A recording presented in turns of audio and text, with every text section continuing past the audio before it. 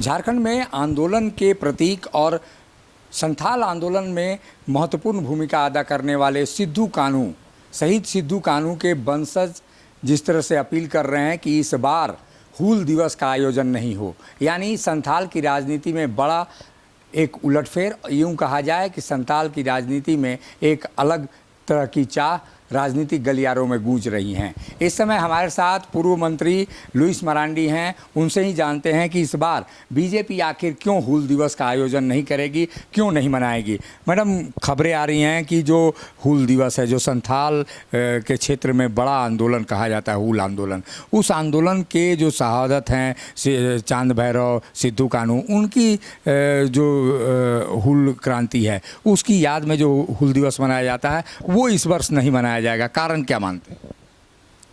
देखिए, संथाल विद्रोह के जननायक, संथाल समाज के पुरोधा, अमर शहीद सिद्धू कान्हू, चांद भैरव और फूलो झानो आंदोलन के प्रतीक है, स्वतंत्रता सेनानी है। और उनके छठी वंशज रामेश्वर मुर्मू का हत्या 12 तारीख को हुई है। और यह जो समय चल रहा है, एक तरह से संथाल समाज के हिसाब से हम बोलेंगे तो ये एक दुख का समय होता है। और यह जो श्राद्ध कर्म हम संथाली में बोल सकते हैं, हम लोग भंडान बोलते हैं, जब तक वो भंडान कार्यक्रम नहीं होता है तो तब तक कोई उस परिवार में या समाज में शुभ काम नहीं होता। तो उसी आधार से हम लोग पिछले दिनों गए थे भारतीय जनता पार्टी के प्रतिनिधि मंडल, और उनसे हम लोग मिले थे। तो उससे पहले ही उस परिवार ने एक निर्णय ले चुका था कि इस बार हम लोग हूल दिवस जो 30 जून को मनाया जाता है पूरे देश में बड़े धूमधाम से, तो इस साल नहीं मनाया जाएगा।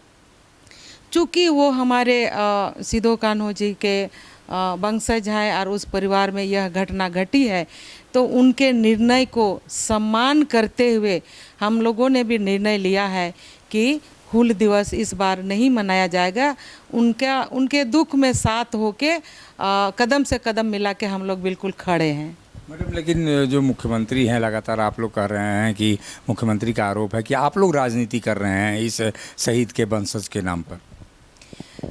देखिए, ये तो अगर आँखें होती है और कान सबके होते हैं तो सब सुनते भी हैं और अपने आँख से देखते भी हैं कि रामेश्वर मुर्मू जी सिद्धू कान्हू जी के वंशज के परिवार छठी वंशज हैं।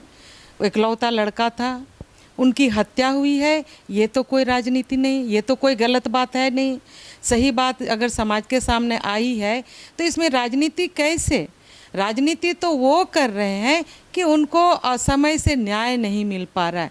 हम तो यह कह सकते हैं कि आप सिद्धू कान्हू जी के नाम से बिल्कुल राजनीति करते हैं और उनका क्षेत्र, उनका जो निर्वाचन क्षेत्र है वहीं से वो आते हैं, उनका घर है, और इस तरह से निर्मम हत्या होती है।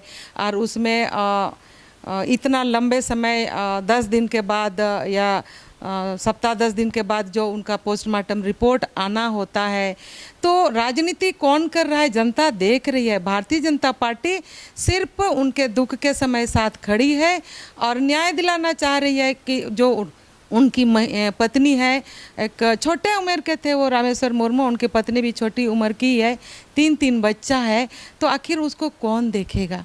अगर उनको रास्ता दिखाना अगर कोई बोले राजनीति, तो ये तो समाज देख रहा है। ये मुख्यमंत्री जी कहते हैं कि अगर सीबीआई से भी बड़ी एजेंसी होगी उससे भी हम जांच कराने के लिए तैयार हैं। आप लोग इससे संतुष्ट हैं?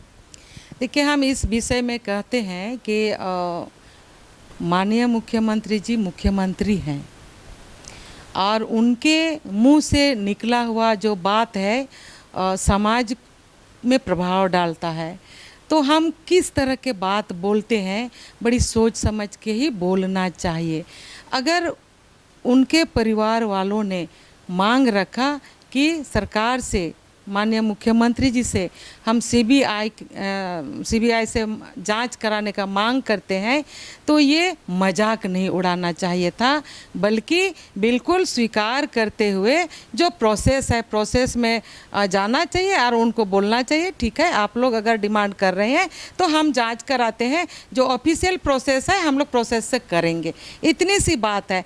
तो कौन सा एजेंसी क्या है और क्या है उनको समझाने की ये आवश्यकता नहीं थी, बल्कि उनका जो दुख है, उनका जो कष्ट है, उसमें बिल्कुल उनको कदम से कदम मिला के रहना चाहिए था, क्योंकि वो पहले वहाँ के विधायक हैं और विधायक होने के नाते वह अपने क्षेत्र के एक एक लोगों का सुख दुख में खड़े रहना चाहिए।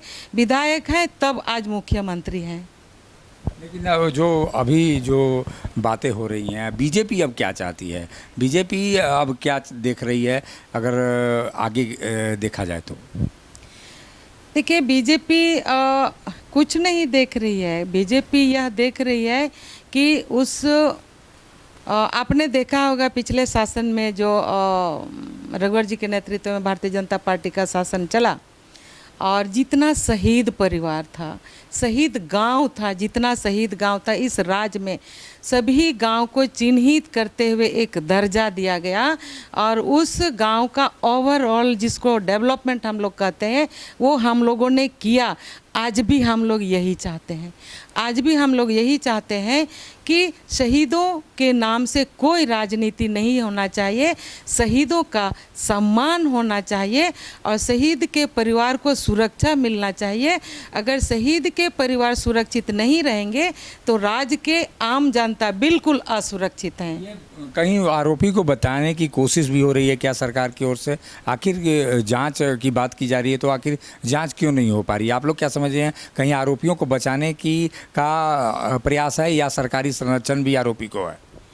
देखिए, नियमतः जो 12 तारीख को उनकी हत्या हुई और जो डिटेल्स हम लोग उनके घर गए थे तो जो मिला हम लोगों को, और सेकेंड डे सुबह पुलिस को सूचना गई, हत्या रात में होती है, सुबह जब लाश पड़ी हुई होती है तो सूचना मिलता है, तो ये लोग 6 बजे लगभग सुबह गए और पुलिस को सूचना मिला, 7 बजे तक पुलिस लगभग आ गई थी।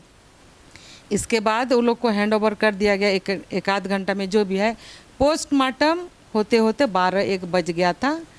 तो जब 13 तारीख को पोस्टमार्टम होता है और उसका रिपोर्ट 23 तारीख को मिलता है, तो इस बीच में हमने क्या किया, यह एक अपने आप में सोचने के लिए विवश कर दे रहा है कि रिपोर्ट तो तुरंत बन जाता होगा नहीं, होता है तुरंत। उनको विदिन 1 डे के अंदर, 2 डेज़ के अंदर उनको रिपोर्ट मिलना था और जो कार्रवाई करना था उसी समय कार्रवाई करना था।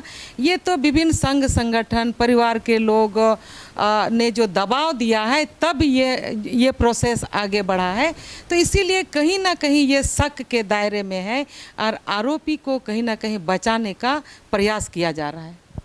ये थी राज्य की पूर्व मंत्री लुईस मरांडी, जो सीधे रूप से आरोप लगा रही हैं कि राज्य सरकार की लापरवाही के कारण रामेश्वर मुर्मू के हत्यारों तक पुलिस नहीं पहुंच सकी है और जो जांच की कार्रवाई होनी चाहिए वो शायद नहीं हो पा रही है। और ऐसे में एक बड़ा सवाल ये भी है कि सरकार अगर शहीदों के परिवारों की रक्षा नहीं कर पाएगी तो ऐसे में शहादत दिवस मनाने का क्या औचित्य है। सहयोगी उपेंद्र के साथ अशोक कुमार, मुखर संवाद, रांची। जब टूटती है आस, जब थकती है सांस, जब रूठते हैं अपने, मुंह मोड़ता है जमाना, जब अंगड़ाई लेता है संकल्प, फिर बनती है कहानी, बनते हैं अनमिट निशान। देखिए मेरे साथ संघर्ष की दास्तान।